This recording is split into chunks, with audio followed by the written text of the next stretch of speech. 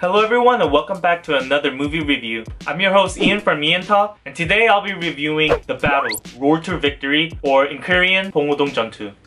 Directed by Woo-Jin, who also directed Memoir of Murder and also The Suspect, the movie stars Hae-Jin, Jun-Yeol, and Woo-Jin. 우리가 최종적으로 가야 될 이 봉오동이란 데는 이게 지원이 없다면은 그대로 우리 무덤대 같다. After the March 1st movement of 1919, the armed resistance of the Korean independent forces becomes active. As the Japanese military, with their newly armed weapons, begin their attack on the Korean independent forces, the Korean independent forces decides to use the mountainous terrains of Pongwodong to their advantage. The extraordinarily skilled sword wielder Hae-Chul, the extremely quick squad leader of the independent forces Changa, and the sniper Pyonggu take on showers of bullet fire at the Valley of Death to lure the Japanese military. This movie, The Battle Road to Victory, is based on historical events and is a pretty sensitive topic as it goes over the history between Korea and Japan and the Japanese imperialism, and the high tension of the South Korean and Japanese relation at the moment makes this movie a very sensitive topic to talk about. But I'm going to try to be as unbiased as possible, and I'm going to try to review the movie as a movie itself and not the history or the historical facts that the movie has. That being said, the timing of this movie release was very well timed. It's probably not intentionally timed like this, but fate has it that it's been timed really well because the political environment between South Korea and Japan right now is very high. With the Korean and the Japanese trade war going on right now and the boycotts of Japanese goods and boycott Japan movement going on right now, the Korean people have a very fired up, riled up patriotism spirit right now, and to have a movie like this that portrays or enhances the patriotism spirit of the Korean people, it was timed very well. And also, not only this South Korean-Japanese trade war, but August 15th marked the Korean Independence Day. That probably was intentionally timed for the movie release. Having the Korean Independence Day holiday matched with the Japanese trade war, it made for a very, very well-timed movie release.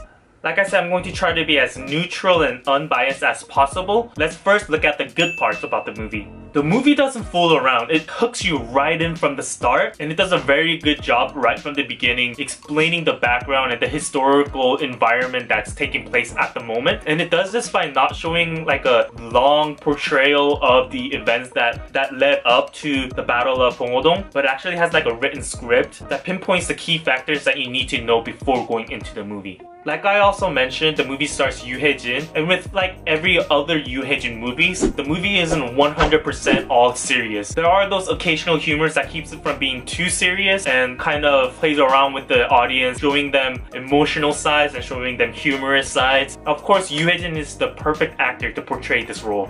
The movie doesn't lose its humor even till the end, and the performance by Hae-Jin is incredible. I would say it's like one of his best roles, but then again, I say that with like every other Hae-Jin movie. He's like so good in everything that he's in. I loved him in The Taxi Driver, in Intimate Strangers, and Lucky. Like everything he's in, I think that he just like keeps improving and enhancing and just gives a better performance each and every time. His ability to portray not only humor but also emotional elements is incredible. But on the flip side, Jun-Yeol, it's 100% all serious tone throughout the whole movie. You can't find the slightest bit of comedic elements with Jun-Yeol, which I actually prefer. Like if Jun-Yeol had like more of like comedic humor, then I think that his whole character would have shifted, and I would say that having him be a serious character throughout the whole film was a good decision. And also there were 3 Japanese actors, Kazuki Kitamura, Hiroyuki Ikaruchi, and Kotaro Daigo. And I must say I give them my respect because it must have not been an easy decision to take on these roles, as some people could surely see it as betraying the country, but they put on very phenomenal performances. Another great actor that stood out was Park Ji-won, who played a supporting role in The Outlaws. He's a Korean, but he plays a Japanese soldier, and I must say, like, I don't speak Japanese, so I can't judge on what his Japanese performance was or how his acting in Japanese was, but by his persona and by his movements lines, his speech, I would say that he put on a very good performance. You really start hating him as you watch. All in all, the acting and the casting was done very well on both the main and supporting actors. But there's one actor that gave a dissatisfying performance, which I'll get into later. But overall, the acting performances of the movie was executed very well. Other than the acting, the cinematography of the movie was incredible. It's one of the most impressively shot Korean movies of recent. The drone shots and the action scenes,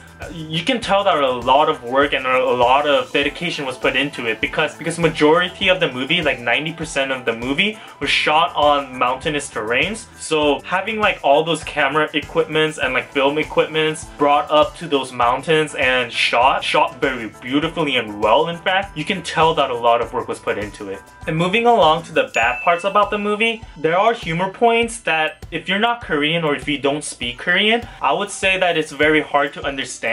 Like for example, there's like a part about like the different dialects of the Korean language. So like if you don't really know Korean very well, I would say it's gonna be pretty hard to understand what everybody is laughing about. And it'll be interesting to see how they translate this into English. And also, like I mentioned before, there's one bad performance, and this comes from Song Yoo-bin. His acting was so awkward, like it just takes you out of the movie. You're very invested in the movie up until he comes out and starts talking. Like it's good until he starts talking. Once he starts talking, you can tell that he's not as professional as the others and he doesn't have the same experience as the others. Also, the movie was unrealistic in a sense. I'm not gonna go into too much detail because I don't want to spoil the movie, but you expect a certain amount of realism with war or battle movies, but it was very good up until like the climax of the movie. There's a part where a character is showered with bullet fires, but he dodges everything and a grenade goes off and he survives. A grenade exploding right next to you, yeah, you're dead. But in the movie, it didn't play out like that, which was kind of unfortunate. No, I don't want the character to die, but it lost a sense of realism with how it played out. Overall, the movie gets quite suspenseful and emotional as well. I heard like sniffles throughout the theaters, and once the credits start going up, people started clapping, which is very rare to see in Korean theaters. What's very, very sad is that all of this actually took place. It's what the Korean ancestors had to go through and fight for. It's the Korean history. And because it's based on history, you learn so much. Like if you love Korea or if you love Korean history, Korean culture, I would definitely recommend giving it a watch. You learn so much from the movie. I would give the battle Road to Victory a ticket price value of $11. The movie has good action, good pacing, great acting, and the cast members were amazing. There's a special cameo appearance, which I won't say who, but once he or she comes on, you're probably going to recognize their face. Look forward to the cameo appearance. The Battle Road to Victory isn't as humorous as Malmoi, but it's not as serious as Taegukgi. It's like in between. It has a good balance of both humor and serious tones. I highly appreciate that it didn't try to force the tears upon the audience, but it does get you emotionally enraged with what the Koreans had to go through. Thank you everyone for watching. Be sure to give this video a big thumbs up if you enjoyed it. If you love Korean movies, be sure to subscribe so you can stay up to date with all of my movie reviews. Once again, thank you for watching and I'll see you in the next review.